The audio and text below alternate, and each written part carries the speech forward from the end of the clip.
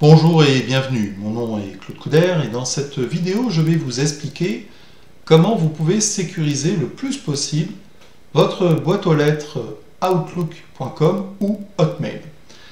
Alors, quand vous connectez à une boîte aux lettres à partir d'un ordinateur, vous saisissez bien évidemment votre adresse email, votre mot de passe et à partir de là vous pouvez consulter votre messagerie. Maintenant, si un pirate ou un cybercriminel réussit à se procurer les mêmes informations, il pourra aussi consulter votre messagerie.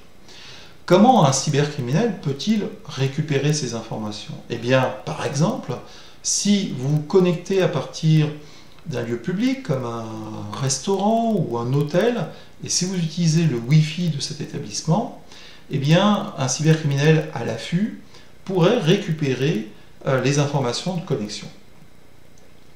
Pour contrer ce genre d'attaque, Microsoft, comme Google, comme Yahoo, a mis en place en fait une validation en 2 étapes. À quoi sert la validation en 2 étapes? Eh bien justement, elle va permettre en fait, lorsque vous serez identifié grâce à votre compte et votre mot de passe, à vous envoyer un code, nous allons voir comment, pour vérifier que vous êtes bien la personne que vous prétendez être.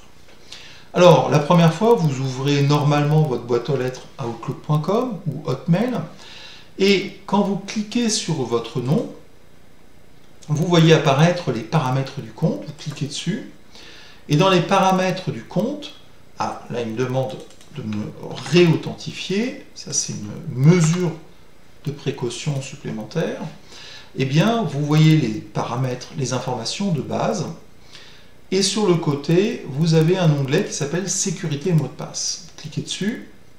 Et dans Sécurité et mots de passe, vous avez en fait la possibilité de modifier votre mot de passe. Vous avez la possibilité de donner, comme j'ai fait là, une adresse email qui permettra en fait de récupérer l'accès à votre boîte aux lettres dans lequel vous auriez perdu ou oublié le mot de passe.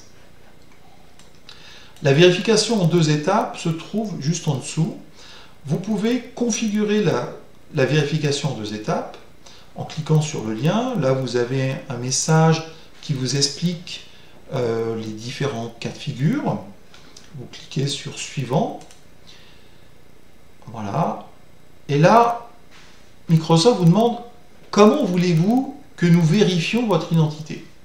Est-ce que c'est en utilisant une application?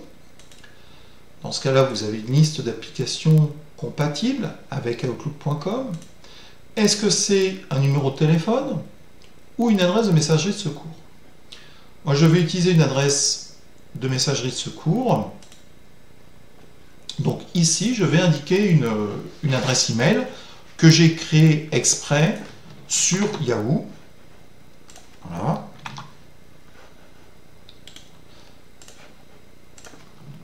Ah, alors oui, effectivement, on ne peut pas copier-coller, il faut taper à la main l'adresse qui va bien. Donc c'est presque ça, sauf qu'à la fin c'est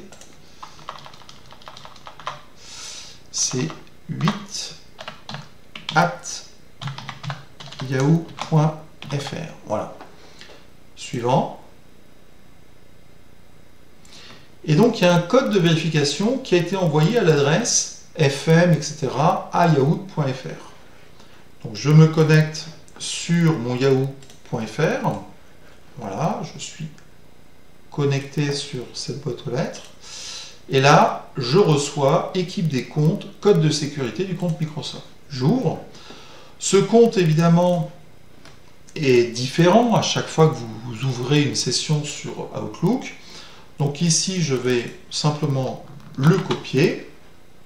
Donc je copie ce code-là et je vais le coller ici. Donc là, on peut le coller par contre.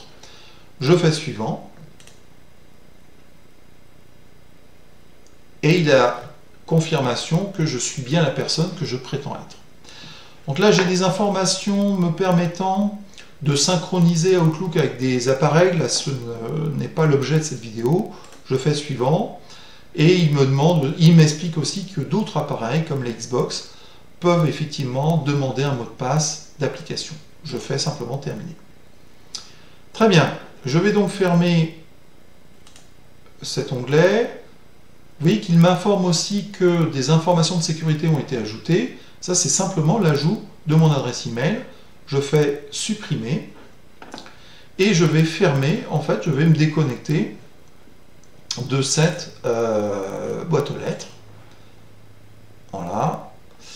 Je vais vider le cache pour bien être sûr que je démarre une session toute neuve. Donc je vais dans sécurité et en fait je peux demander, je vais vous le montrer, voilà, je vais vous le montrer parce que vous n'avez pas vu, hop, je me suis trompé, vous ne pouvez pas tout voir. Ici, sécurité, supprimer l'historique de navigation. Voilà, je fais supprimer et il me dit que la suppression est faite. Excusez-moi, décidément. Voilà, j'agrandis un peu. Très bien. Donc je me reconnecte sur outlook.com.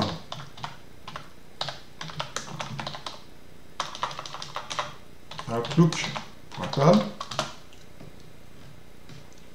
Voilà, je vais demander de maintenir la connexion.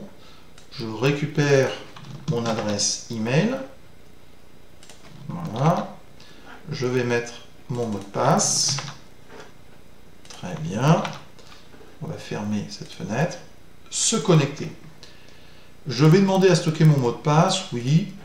Et là, vous voyez qu'il me demande d'indiquer en fait l'adresse email qui permet de vérifier que je suis bien la personne que je prétends être. Donc effectivement, je vais copier, puisqu'ici je crois qu'on peut copier, voilà. Je vais copier l'adresse. Ah, alors attendez, je viens de faire une bêtise parce que, oui, j'avais déjà, je peux utiliser effectivement soit l'adresse que je viens d'indiquer, soit éventuellement l'adresse de récupération. Je peux utiliser une ou l'autre des deux adresses. Effectivement, là, je vais plutôt utiliser l'adresse que j'ai créée exprès pour cette démonstration. Voilà, qui est bien l'adresse FM.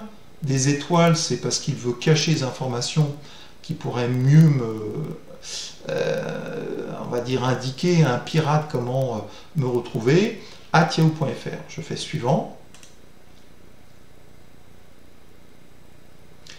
Donc là, j'ai à nouveau reçu un code, donc je vais à nouveau vérifier dans la messagerie.